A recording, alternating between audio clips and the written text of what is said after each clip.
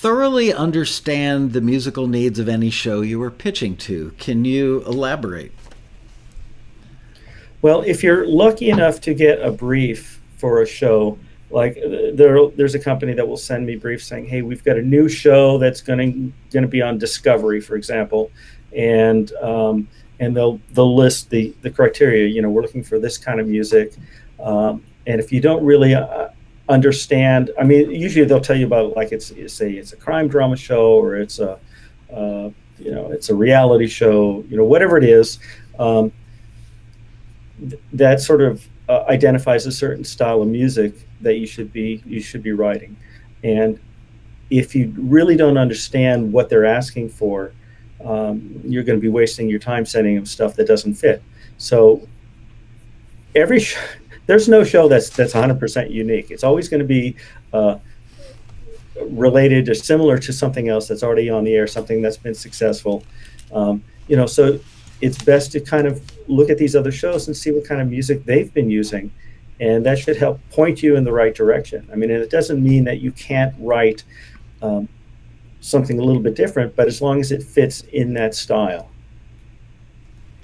Which relates to the next thing on the list, which was there's no need to reinvent the wheel. Mimic successful cues until you've mastered a style. I think almost every musician, every creative person, whether they're a writer or a visual artist, they all want to do their best work and show off, this is what I'm capable of. And I certainly understand that, and you can't blame anybody. But cues are often very simple, and people tend to overwrite, overplay. So can you talk a bit about mimicking successful cues you've mastered until you've mastered a style where I'm trying to think of a better way to phrase this. If I were in that position, I would watch the show, I would listen to the cues rather than going, I'm going to be a genius composer. So I would look at what's actually being used and mimic that stuff. Is that the approach you would recommend? Yeah, yeah. So if the show was whatever it was, it might be like a not a Duck Dynasty, but like a pawnbrokers kind of show where they used like a lot of blues, a lot of 12-bar blues. It would be in your best interest to use the same chord progressions that blues guitarists and any blues musician has been using for 100 years. It's essentially a 1-4-5 chord progression. C, F, and G7. If all of a sudden you decide you want to go C, F, B flat, C minor, G7, it might sound bluesy, but it's really it's not exactly what blues is. So don't reinvent the wheel. Use what is common, and take existing cues. Listen to whether you can pick them out from the show or listen to them from audio recordings on Spotify or whatever, and try to mimic that cue. Do your own version of it. Can you capture that same vibe?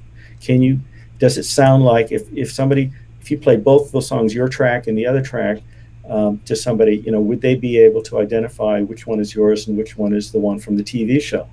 Does it fit the show? Right. So people need to resist the natural inclination to try and one up the stuff that's already being used, because they're liable to overwrite, overproduce. But the flip side of that is, can you blame people for thinking, well, gee, then I'm just creating something that's like that and equivalent to it, and it's got the same progression. I don't feel very creative. How do you reconcile the, mimicking stuff and the lack of creativity? Do you find ways to build in your own form of creativity? You can. I mean, there are limits, though. I mean, you really have boundaries in any style that you're writing. You can try to be really creative and stuff, but I mean, unless you see yourself getting placements from those cues, in spite of those differences that you're putting in, I would stick to the style that fits that show. Here's the thing: is that, like with dramedy, I mean, we always go, God, dramedy always sounds the same with those damn pizzicato strings. And you know what? The reason they're always looking for new material is because the editors are tired of listening to the same tracks over and over. I think a lot of it's for them, not so much the audience. They just need something fresh, something brand new, even though it's the exact same thing. But you're going to put your personality into it. So, how do you bring your personality and that new little, spice, if you will, to, pizzicato strings and some sort of mallet, marimba sounding instrument? Those are things that are very typically heard in dramedy. What other things might you introduce that doesn't take it too far afield, but yet is different enough where they go, oh, that's cool. That's a little different, but still usable. Any ideas Yeah, on? absolutely. This is where you're learning about finding your own voice. What is it that you're bringing to the program.